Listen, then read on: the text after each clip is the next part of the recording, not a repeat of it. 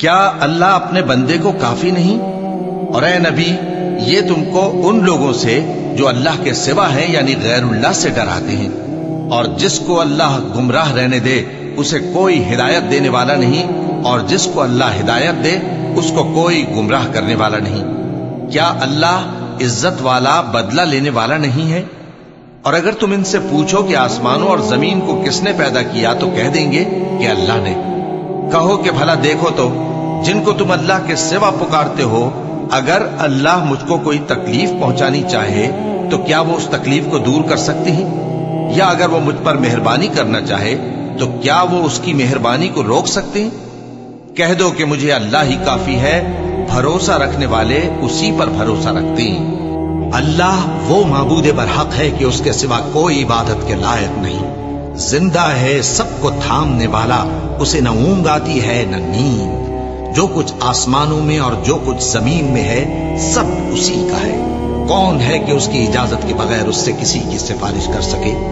جو کچھ لوگوں کے روبرو ہو رہا ہے اور جو کچھ ان کے پیچھے ہو چکا ہے اسے سب معلوم ہے، اور لوگ اس کی معلومات میں سے کسی چیز پر دسترس حاصل نہیں کر سکتے۔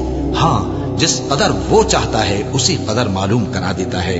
اس کی بادشاہی اور علم آسمان اور زمین سب پر حاوی ہے، اور اسے ان کی حفاظت کچھ بھی دشوار نہیں۔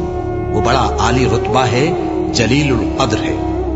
دین اسلام میں کوئی زبردستی نہیں ہے، ہدایت صاف طور پر ظاہر اور گمراہی سے الگ ہو چکی ہے۔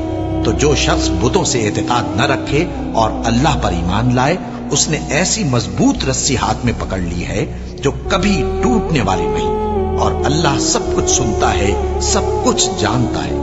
اور سن رکھو کہ اللہ کی یاد سے ہی دل آرام پاتے ہیں۔ جو لوگ ایمان لائے اور عمل نیک کیے ان کے لیے خوشحالی اور عمدہ ٹھکانہ ہے۔ جو شخص دنیا کی آسودگی کا خواہش مند ہو تو ہم اس میں سے جسے چاہتے ہیں اور جتنا چاہتے ہیں جلد دے دیتے ہیں، پھر اس کے لیے جہنم کو ٹھکانہ مقرر کر رکھا ہے، جس میں وہ نفرین سن کر اور درگاہ الہی سے راندہ ہو کر داخل ہوگا۔ اور جو شخص آخرت کا خواستگار ہو اور اس میں اتنی کوشش کرے جتنی اسے لائق ہے، اور وہ مومن بھی ہو، تو ایسے ہی لوگوں کی کوشش ٹھکانے لگتی ہے۔ ہم ان کو اور ان کو سب کو تمہارے پروردگار کی بخشش سے مدد دیتی ہیں، اور تمہارے پروردگار کی بخشش کسی سے رکی ہوئی نہیں۔ دیکھو ہم نے کس طرح بعض کو بعض پر فضیلت بخشی ہے، اور آخرت درجوں میں دنیا سے بہت برتر اور برتری میں کہیں بڑھ کر ہے۔ اور اللہ کے ساتھ کوئی اور معبود نہ بنانا،